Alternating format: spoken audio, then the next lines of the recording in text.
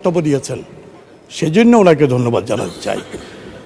মহামান্য রাষ্ট্রপতির এই সকল সেক্টরকে তিনি উল্লেখ করেছেন, বাংলাদেশের সকল সেক্টরের উন্নয়নের জন্য, সেজন্য ধন্যবাদ জানাতে চাই।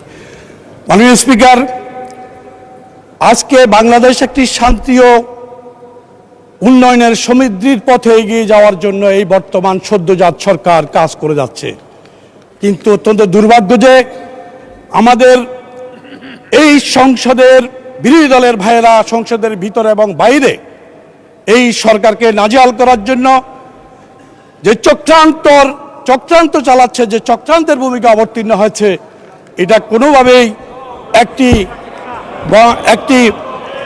একটি সুষ্ঠু বাংলাদেশে মেনে নেওয়া যায় না।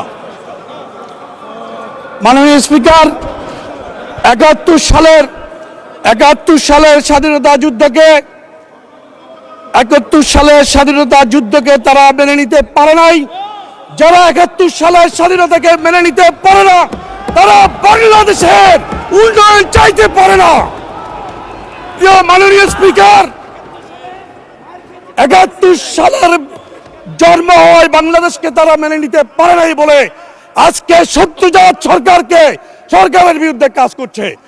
মাননীয় স্পিকার, আপনি শুনেছেন চট্টগ্রামে গতকাল সিটি কলেজে ছাত্রদলের উপরে হামলা করেছে কারা? শিবির। কি অপরাধ ছিল? ছাত্রদল শুধু বলেছে গুপ্ত, ছাত্রদল লিখেছে গুপ্ত। সেই জন্যই তারা একটা গুপ্ত শব্দকে উল্লেখ করে তারা ছাত্রদলের উপর হামলা করে বাংলাদেশের গণতন্ত্রের উপর আঘাত করেছে। মাননীয় স্পিকার, আমি পাহাড়ের জনগণকে ধন্যবাদ জানাতে চাই। পাহাড়ের জনগণ, পাহাড়ি বাঙালি সবাই আমাকে তৃতীয়বারের মতো নির্বাচিত করেছে। সেই পাহাড়ের গণমানুষের জন্য, পাহাড়ের শান্তি প্রতিষ্ঠার জন্য, আমি টেকসই শান্তি প্রতিষ্ঠার জন্য মাননীয় প্রধানমন্ত্রীর দৃষ্টি আকর্ষণ করছি।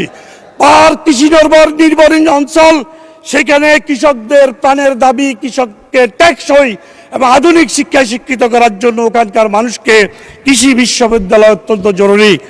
পার্বত্য অঞ্চলের মানুষের চিকিৎসা কষ্ট দেখলে অসহায় লাগে। টারশিয়ারি লেভেলের বিশেষায়িত হাসপাতাল ও মেডিকেল কলেজ স্থাপন করার জন্য আমি আবেদন জানাচ্ছি।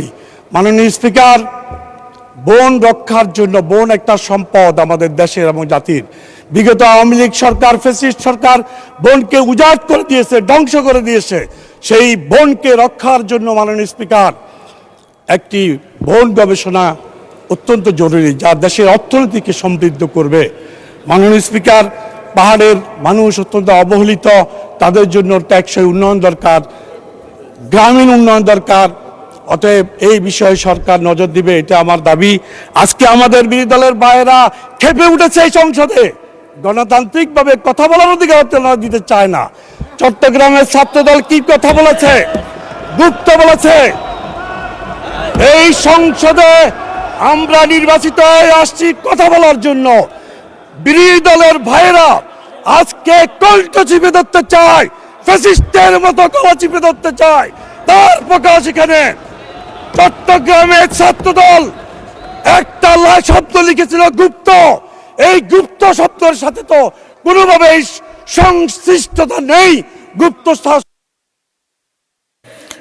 মাননীয় সদস্য, আপনার এক মিনিটে কনক্লুড করেন। শান্তি 1 মিনিট কনক্লুড। স্থিতিশীলতা তারা চায় না।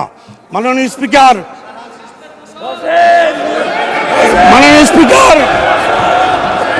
আমি বলতে চাই, আজকে সংসদে আমাদের সম্মানিত বিরোধী দলের সংসদ সদস্যরা যে আচরণ দেখাচ্ছে, এতে মনে হচ্ছে বাংলাদেশের আগামী দিনে সুষ্ঠু ধারা রাজনীতি তারা করতে দেবে না, এটাই প্রতীয়মান হচ্ছে। প্রিয় ভাইরা, বিরোধী দলকে আমি এটাও বলে দিতে চাই, আমাদেরকে যারা ভোট দিয়েছে তারা আঙ্গুল চষবে না, বসে থাকবে না, তারা প্রতিবাদ করবে। আমাদের ভোটাররা তাকিয়ে থাকবে না। অতএব আমি তাদেরকে সবিনয় অনুরোধ করব, সরকারকে সাহায্য করুন।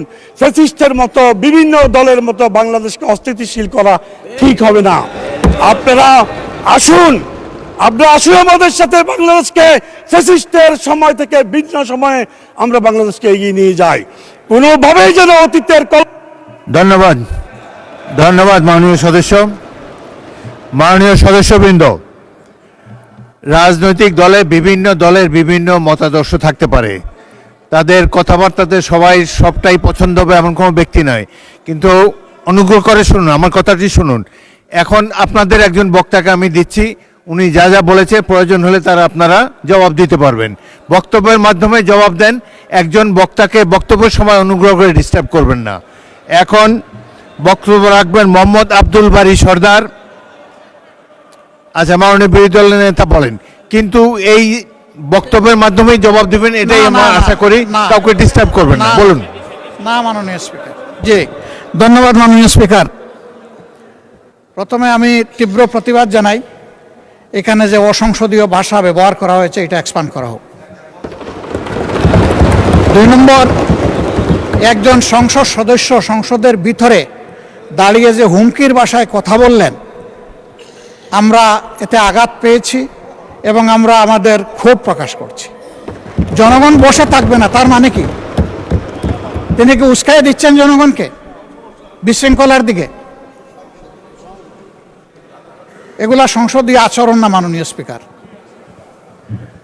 আমরা পরীক্ষা করে দেখব, যদি কোনো অসংসদীয় কোনো ভাষা থাকে সেটা আমরা এক্সপাঞ্জ করব যদি থাকে। আর দ্বিতীয়ত, যেসব বক্তব্য, এটা তো বাংলাদেশের রাজনীতির ভাষা, আমরা চুপ করে থাকবো না, এইগুলো তো শত বছর ধরে বাঙালিরা বলে এসেছে। এগুলা বক্তৃতা যখন দেবেন আপনারা এর জবাব দেবেন, কিন্তু বক্তব্য রাখার সময় অনুগ্রহ করে ডিস্টার্ব করবেন না। পরবর্তী বক্তা মোহাম্মদ আব্দুল বারী সরদার, রাজশাহী 4। আপনার সময় 5 মিনিট। আসসালামু আলাইকুম রহমতুল্লাহ। বিসমিল্লাহির রহমান রহিম। মাননীয় স্পিকার, আপনাকে অসংখ্য ধন্যবাদ। আজকে আমার কথার শুরুতেই গভীর শ্রদ্ধাভরে স্মরণ করছি সে সমস্ত জাতীয় শহীদদের, যাদের ত্যাগের বিনিময়ে আজকে বাংলাদেশ নামক একটি স্বাধীন দেশ আমরা পেয়েছি। আরও বিশেষ করে স্মরণ করছি জুলাই আন্দোলনের শহীদদের, যাদের কারণে আজকে ফ্যাসিস্ট মুক্ত একটা বাংলাদেশ আমরা পেয়েছি। বিশেষ করে আমার নির্বাচনী এলাকা রাজশাহী 4 বাগমারার যে সমস্ত ছাত্র জনতা আমি নিজে চোখে দেখেছি মাঠে জীবনের ঝুঁকি নিয়ে জুলাই আন্দোলনে অংশগ্রহণ করেছিল, তাদেরকে আমার পক্ষ থেকে আন্তরিক ধন্যবাদ এবং মোবারকবাদ জানাচ্ছি। মাননীয় স্পিকার, আমাদের রাষ্ট্রপতি, আমি মনে করি ফ্যাসিস্ট সরকারের একজন দোসর ছিলেন এবং ফ্যাসিস্টের সকল অপকর্মের উনি জ্বলন্ত সাক্ষী এবং নীরব সমর্থন দিয়ে গিয়েছেন। যদি সত্যিকার অর্থে আমাদের রাষ্ট্রপতি তৎকালীন সময়ে যদি তার দায়িত্ব পালন করতেন, তাহলে বাংলাদেশে এত প্রাণহানি, এত রক্ত, এত শহীদ বাংলাদেশের মানুষকে হতো না।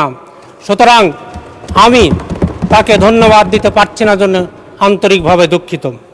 মাননীয় স্পিকার, আমার নির্বাচনী এলাকা 55 রাজশাহী 4 বাগমারা।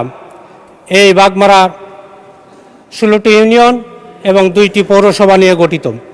এখানে 4 লক্ষেরও অধিক মানুষের বসবাস এবং অধিকাংশ মানুষ, 90% মানুষ কৃষিজীবী এবং কৃষির উপর নির্ভরশীল। আমি নিজেও একজন কৃষকের সন্তান এবং কৃষিকাজ করেই বড় হয়েছি। তাই আমি আমার ভাগ্যাহত কৃষকদের নিয়ে 2-1টি কথা আমি বলতে চাই।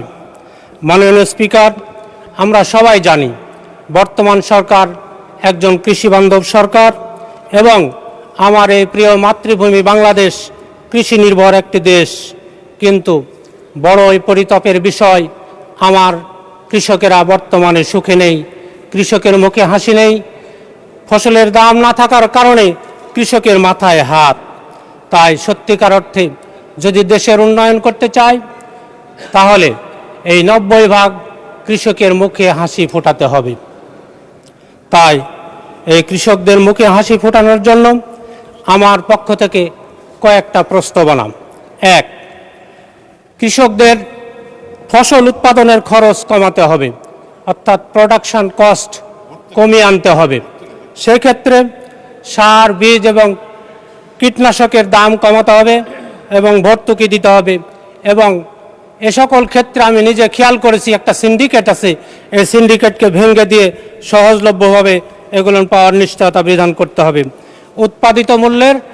উৎপাদিত পণ্যের ন্যায্য মূল্য নিশ্চিত করতে হবে। আধুনিক প্রযুক্তির ব্যবহার এবং যুবোপযোগী প্রশিক্ষণের মাধ্যমে কৃষকদেরকে গড়ে তুলতে হবে। উপজেলা কৃষি কর্মকর্তা যারা আছেন তারা দাপ্তরিক কাজের পাশাপাশি মাঠে কৃষকের পাশে থেকে ভূমিকা রাখতে হবে। আলু, পেঁয়াজ সহ